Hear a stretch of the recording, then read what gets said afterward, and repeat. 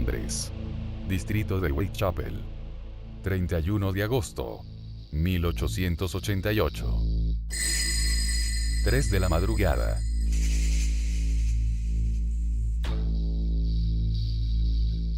Una mujer camina sola por la calle. Una misteriosa figura se aproxima. El atacante la estrangula, hasta dejarlo inconsciente. Y saca un cuchillo de 30 centímetros.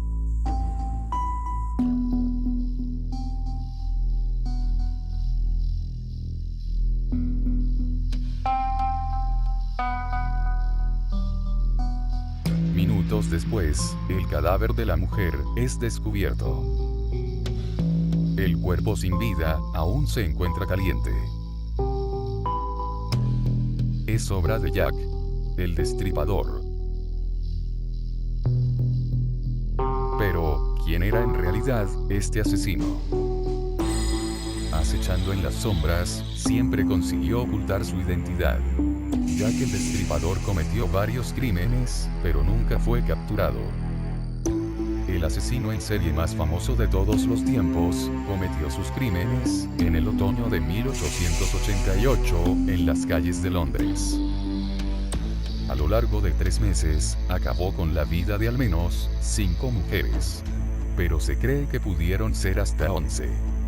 A mediados del siglo XIX, el este de Londres tenía sobrepoblación. Y su nivel de calidad de vida era mísero.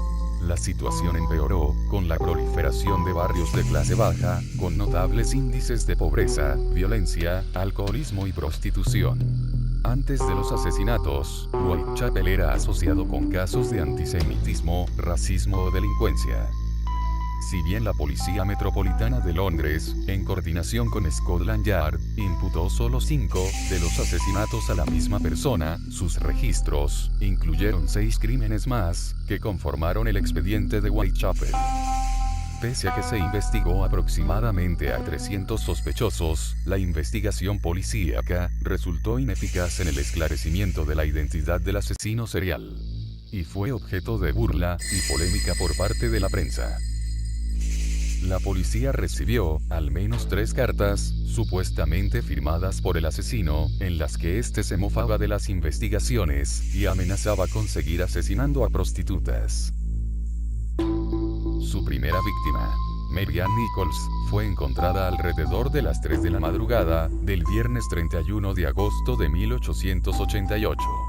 Tenía un par de cortes en la garganta, el abdomen parcialmente rasgado, con una profunda hendidura, y varias incisiones hechas con el mismo cuchillo. La segunda víctima, Annie Chapman, apareció el sábado 8 de septiembre, aproximadamente a las 6 de la mañana, cerca de la entrada del patio interior de la calle Hanbury. Tenía 2 incisiones en la garganta, al igual que ocurriera con Nichols.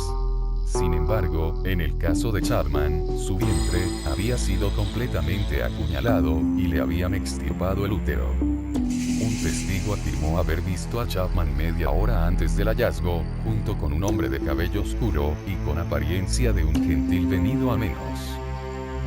Los asesinatos de Elizabeth Stride y de Catherine Edwards ocurrieron en la madrugada del domingo 30 de septiembre.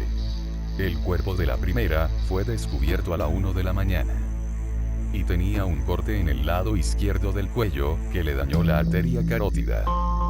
Sin embargo, no presentaba incisiones en el abdomen, lo cual planteó dudas sobre la autoría del destripador, o si en todo caso, este había sido interrumpido durante el ataque. 45 minutos después, la policía halló el cadáver de Edwards. Tenía la garganta cortada, una incisión profunda y extensa en el abdomen. Le habían extirpado el riñón izquierdo y la mayor parte del útero. El delantal ensangrentado de Edwards se encontró cerca de la entrada de un edificio de apartamentos, junto a un grafiti en la pared, justo encima de donde estaba la prenda, que parecía implicar a un judío, aunque no se pudo comprobar si el grafiti había sido escrito por el homicida, o si se trató de una simple coincidencia. El nombre de Jack el Destripador surge a raíz de una carta enviada a la Agencia Central de Noticias de Londres, el 27 de septiembre de 1888, que iba dirigida al jefe de la policía londinense, donde podía leerse literalmente: mi cuchillo es tan bonito y afilado que quisiera ponerme a trabajar ahora mismo si tengo la ocasión. Buena suerte. Siempre suyo, Jack el Destripador. El 16 de octubre de ese año, el presidente del Comité de Vigilancia de Whitechapel recibió un paquete que contenía medio riñón humano conservado en formol, junto con una nota que decía: desde el infierno. Le envío la mitad del riñón que saqué de una mujer. La otra mitad la freí y me la comí, estaba muy bueno. Puedo mandarle el cuchillo ensangrentado con el que lo saqué, solo si espera un poco. Firmado. Atrápame si puedes. El quinto y último cuerpo fue uno de los casos más espantosos y depravados de la historia de la criminología. La policía encontró el cuerpo mutilado y destripado de Mary Shane Kelly sobre la cama de su recámara a las 10:45 de la mañana del viernes 9 de noviembre. Tenía un corte que iba desde la garganta hasta la espina dorsal, y le habían extraído todos los órganos abdominales y el corazón. Scotland Yard nunca pudo probar que alguno de los sospechosos de la época fuera Jack el Destripador. Mucho más numerosos fueron los que enviaban cartas y masivas a la policía o a los medios de comunicación, atribuyéndose la autoría de los terribles crímenes. Las teorías sobre la identidad de Jack el Destripador han persistido por más de un siglo. Se postularon varios nombres e hipótesis, desde Lewis Carroll, autor de Alicia en el País de las Maravillas, hasta el famoso pintor impresionista, Walter Sickert. La escritora Patricia Cornwell, célebre por sus novelas de misterio, se ha convertido en la última víctima de la fiebre del destripador. Cornwell invirtió más de $4 millones y meses de trabajo en una investigación en la que por primera vez se utilizan comparaciones de ADN, con un resultado que, según ella, no deja dudas de que Walter Richard Sickert cometió esa serie de crímenes. Patricia Cornwell topó con el misterio de Whitechapel por casualidad. Durante un viaje a Londres, una amiga le presentó a un alto responsable de Scotland Yard, experto en el destripador. Cautivada por el relato del policía, la escritora decidió profundizar en el asunto para utilizarlo en una de sus novelas policiales.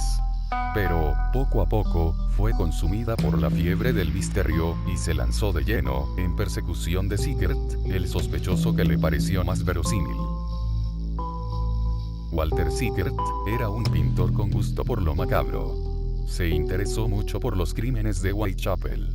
Y años después, realizó una serie de cuadros basados en la imagen de un hombre vestido, junto a una mujer desnuda, a veces viva, a veces muerta, que evocaba al destripador. Su carácter de rasgos psicopáticos encajaba también con el perfil psicológico del asesino. Para disponer de pruebas definitivas, Patricia Cornwell rastreó las cartas atribuidas al destripador en busca de restos de ADN. En su libro, Jack el Destripador, retrato de un asesino, caso cerrado, Patricia Cornwell asegura que Walter Sickert y Jack el Destripador fueron la misma persona. Otra de las hipótesis que se planteó fue que la familia real estuviese implicada. Se sabía que el príncipe, Alberto Víctor, nieto de la reina Victoria, frecuentaba los barrios bajos en donde se cometieron los crímenes. Según un rumor, Alberto había tenido un hijo con una joven de la zona, y la reina ordenó que toda mujer que supiese algo de ese niño fuese silenciada. La identidad del destripador también se vincula a un mercader de algodón de la ciudad de Liverpool, llamado James Maybrick, que confiesa en 9.000 palabras el asesinato de 5 mujeres en Whitechapel y de una prostituta de Manchester. El texto, que corresponde al año 1888, termina con la siguiente declaración: doy el nombre por el que todos ustedes me conocen, para que la historia pueda saber lo que el amor hace con un hombre nacido como caballero. su servidor, Jack el Destripador. El diario fue ofrecido para su publicación por Mike Barrett, un vendedor de chatarra de Liverpool, que dijo haberlo adquirido a través de un amigo de su familia, Tony Devereux, muerto hacía tiempo. El mercader, muerto en 1889, un año después de los crímenes de Whitechapel, vivía en una casa grande en Highworth, un suburbio de Liverpool. En 1992, una firma de electricistas estaba realizando una renovación en la casa que habitó James Maybrick, donde encontraron el documento y contactaron a Barrett, un escritor y personaje conocido en los bares de Liverpool. Tras la publicación, se argumentó que Barrett podría haber sido el escritor del libro, pero muchos señalaron que no era muy literario, y la idea de que fuera capaz de producir una falsificación tan sofisticada y creíble no era ni remotamente posible. Pero la situación se complicó cuando el mismo Barrett firmó una confesión en 1995 de que había creado todo, para luego retractarse por completo, continuando con el misterio de la veracidad del documento. Y en 2014, tras años de incógnita, gracias al análisis de ADN, un escritor, junto a un especialista genético, finalmente han descubierto la verdadera identidad del famoso Jack, el Destripador, un inmigrante polaco llamado Aaron Kosminski. La clave del descubrimiento es el tesón del escritor Russell Edwards, obsesionado con los crímenes cometidos a finales del siglo XIX y la suerte del destino. Tras comprar en 2007 un chaleco que pertenecía a una de las víctimas de Jack, el Destripador, Catherine Edwards, la segunda mujer asesinada en el distrito de Whitechapel, Edwards contactó con un experto genetista, quien consiguió extraer de la prenda el ADN de dos personas distintas, gracias a que se había guardado durante años sin haber sido lavado. Así pues, solo debía comparar el material genético del asesino con el de los sospechosos de la época, para dar con el sanguinario asesino. Evidentemente, todos los sospechosos están actualmente muertos, por lo que el científico se las ingenió para dar con alguno de sus descendientes y realizar la comparación pertinente del ADN encontrado. Consiguieron ponerse en contacto con Matilda, una pariente británica de la hermana de Kosminski, que comparte el ADN mitocondrial con el presunto asesino. Tras el análisis genético, se comprobó que los dos ADN coincidían en más de un 99%, un porcentaje que ascendió al 100% tras el segundo análisis. Kosminski era un peluquero polaco que en 1888, cuando se produjeron los 5 brutales crímenes, tenía 23 años. La policía de Londres lo tenía entre ceja y ceja como uno de los principales sospechosos, pero no consiguieron reunir las suficientes pruebas para inculparle definitivamente. La ciencia no estaba tan evolucionada como en la actualidad y, salvo por un testigo que lo situó en el escenario de uno de los crímenes, Kosminski estaba limpio. Poco después, en 1891, Kosminski ingresaría en un psiquiátrico hasta el día de su muerte, en 1919, sin pisar una cárcel o ser juzgado por los crímenes que cometió. El estudio realizado por Russell Edwards le ha llevado a escribir el libro, Identificando a Jack el Destripador, donde explica todo el procedimiento que ha seguido hasta encontrar la pista definitiva.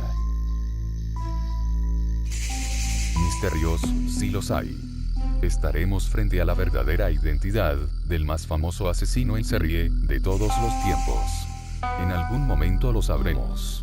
Mientras tanto, todo esto y mucho más en Infinito Revelado.